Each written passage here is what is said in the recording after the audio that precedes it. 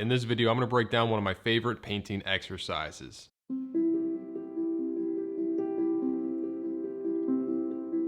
All right, welcome to Paint Coach. My name is Chris Fornatero, and I am here to help simplify oil painting so that you can get better faster. So the exercise is you paint a very small painting with a very big brush. So specifically for this one I'm going to show you, I used a 6x8 canvas in a number 9 brush. Now this exercise is going to help you get better at a lot of things. One, since you're using such a big brush on a small canvas, it's going to really force you to simplify and get rid of detail. You're not going to be able to get details with that big brush on that tiny little canvas. So you're going to have to exercise what I think is one of the most important oil painting fundamentals, which is simplification. It's also going to force you to use more paint. A bad habit that I see a lot of students have is they just do not load their paintbrush up with enough paint. And when using a big brush in a small canvas, it's going to help you lay down thick, confident brush strokes. This exercise is also going to teach you how to get the most out of your brush. You're only going to be using one brush, so you're going to have to use that brush in a lot of different ways. You're going to have to turn it on its side, use its edge, use the corner. This is a really good skill set to have. I didn't really realize it until a student pointed it out to me, but I'm always spinning my brush when I'm painting. You know, I'm laying down a mark and then I'm spinning the brush to maybe get some cleaner paint on the other side, or I'm using the corner, using the edge. I found that I don't like taking my brush off the canvas unless I absolutely have to. I'm not really thinking about it. And I feel like you develop that subconscious skill to be turning and spinning your brush by forcing yourself to only use one brush. There's a reason why the brush set I recommend doesn't have many brushes, because I want my students to develop the skill of using a brush in many different ways. So for this exercise, I actually taped off a 6x8 inch rectangle on a pad of linen. And to make the exercise even more fun, I limited my palette to only the primaries in white. That's ultramarine blue, alizarin crimson, cadmium lemon, and titanium white. Also notice I put out a lot of paint for such a small canvas. I always say if you don't put out enough paint, you're not going to use enough paint. So make sure you put out enough paint on your palette. And I start by toning my canvas with a wash of a reddish brown mixture. And I actually get brown by mixing up all of these primaries together. Remember, if you want to get a brown, it's good to mix complement colors together. So if you mix yellow and red together, you're going to get an orange, and the complement of orange is blue. So if I add some blue to that, it's going to get it to be brown. Normally when I tone my canvas, I'm using a mixture of burnt sienna and ultramarine blue, but I can get the same color just by using the primaries. Now, if you struggle with color mixing and want a quick lesson on how to mix any color using the primaries, I have the color mixing video from my Foundations of Oil Painting course available for free. I'll put a link to where you can get that in the description below. And then I draw in my scene using the corner of my brush, because I'm using a Rosemary & Co. number 9 ivory synthetic flat brush. Now for landscapes that have a lot of depth like this one, you know, there's a lot of different levels. There's, you know, the sky, and then you move forward, you got the mountains, and you move more forward, and you got some trees, and then you move forward, you got the lake, and then you got these other trees and this grass in the foreground. I like to start with the furthest element and work my way forward. It just helps me dial in the atmospheric perspective better. If you don't really understand atmospheric perspective, I made a whole video explaining that and going more into depth. If you want to check that out, I'll put a link to where you can watch that above right now. So I put in the sky, which is pretty simple, and then I move to the mountains. First, I get the shadow color of the trees on the mountains, which is kind of this bluish purple color. And I'm paying close attention to its relationship to the sky. I don't want it to be too dark, I don't want it to be too light, and I'm using the sky as a key to dial that in correctly. Then I find the color of the rock in the mountain, which is easy to make too warm. There's not as much yellow in this rock as you think. You know, this is atmospheric perspective. As things get further away from you, certain colors drop out. First yellow, and then reds, and then you're left with blues. So since this rock is so far away, it's going to be more reddish. The color is going to be less saturated. There's going to be more white in there. It's going to have more bluish purple in there as well. And also I'm comparing it to the trees that I've blocked in there as well. So after that, I go in and I find the lighter color of the trees, parts of the trees getting hit with sunlight, which is a green, but it's a very cool, kind of almost like a mint green. Again, this is a green that has to sit very far in the distance, so it has to be pretty cool, you know, pretty muted. It's not gonna be that vibrant. Moving forward to these trees, I know they're gonna have to be green, but they're gonna have to be a more saturated and a more warm green to sit in front of the mountains. So when I'm mixing up a color, the first thing I do is I think of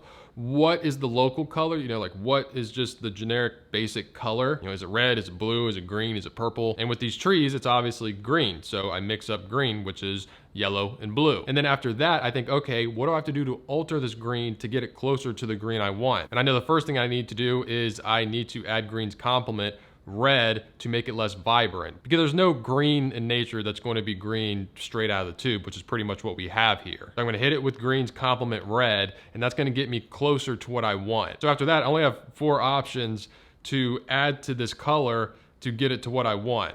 I got red, blue, yellow, or white, which for me makes things a lot more simple. If I had 12 different colors on my palette, that's 12 different options. And a lot of times, more options can make things more confusing. And I promise you, if you can get a hold of just using the primaries in white, you can add any color to your palette and be able to use it appropriately, because you'll be able to categorize it into one of these 3 colors. When I have burnt sienna on my palette, I'm thinking of it as a red. When I have yellow ochre, I'm thinking of it as a yellow. Even if I'm using the Zorn palette, I'm thinking of my black as a blue, my yellow ochre as a yellow, and my cadmium red as a red. I've never studied the Zorn palette or have had anybody teach it to me. I've only used it a few times, but here are a few portraits that I did using the Zorn palette. I didn't have any trouble with it at all. I actually thought it made things easier for these particular portraits and to get these particular skin tones. Again, I had nobody teach it to me or explain it to me. I didn't read about it or anything. I just put the colors on,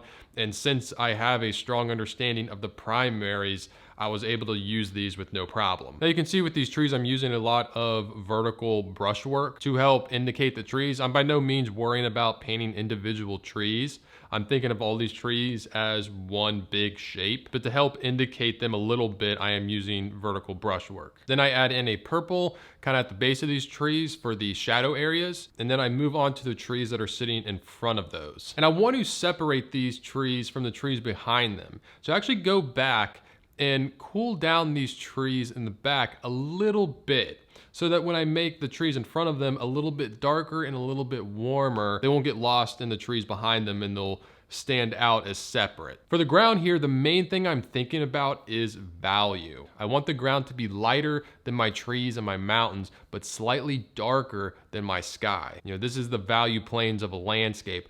A lot of times you can count on the sky to be your lightest value plane, followed by your ground plane, which is going to be slightly darker. And then any slanted planes like hills or mountains are going to be slightly darker than the ground. And then any upright objects, trees, houses, people, are going to be your darkest value. I'm also using horizontal brushwork to counteract the vertical brushwork that I was using with the trees. Whenever you have to paint the ground or grass that's in the distance, look to use more horizontal brushwork, because horizontal strokes are going to sit back further, and you can save your vertical strokes for the grass up front. I get a lot of people asking that question, like, oh, I got to paint this big grass field, like how do I do it without making it look flat and boring? Well, there's a lot of things you can utilize. You can utilize colors with atmospheric perspective, but you can also use brushwork in detail. Simplify the grass as it gets further away, add more detail as it gets closer, more horizontal strokes in the back, more vertical strokes in the front. Now for the shoreline, the key thing I want to talk about here is variety in shapes. There's 2 colors happening in the grass and the shorelines. There's kind of this darker bluish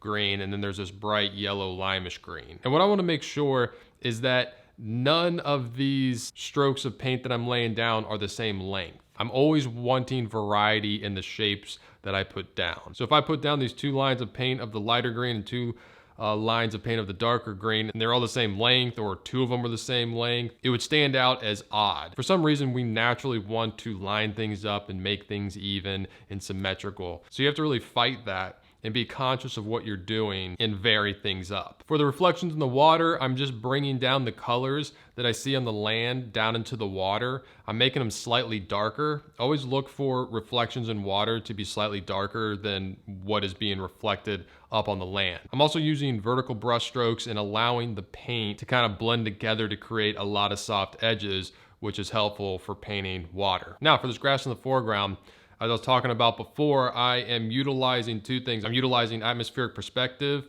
and that I am making this green more saturated. I'm having more darks in them, and I'm also working more vertical brushwork and allowing more detail to happen in these grasses opposed to grass that's further away. This pine tree on the right has some of the darkest darks in the painting, so I'm actually going to establish those first and just lay in all the darks that are deepest in the tree. And then I'm gonna come back over with a slightly lighter value. I don't wanna make this too bright. It's very easy to go too bright with the light values in trees. Remember, they're trees. They're upright objects, so even the light values in the trees are gonna be relatively dark compared to the sky, the ground, and the mountain. The number one problem I see people make with trees is they make the lights in the trees too light. So keep an eye out for that. After putting the tree, I realized I wanted to have more separation between the trees in the back and this tree in the front. So in order to do that, I know I have to either increase the warms in the tree in front to bring it forward more, or increase the cools in the trees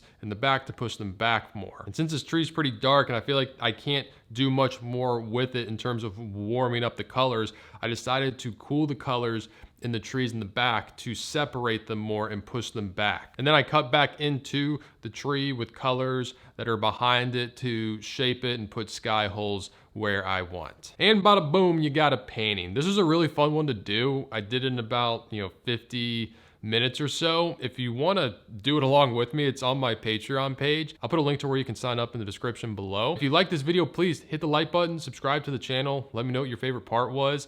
And if you want to see what I'm painting on a daily basis, you can follow me on Instagram at Forza43. I'm Chris Fornatero, here telling you to go get painting.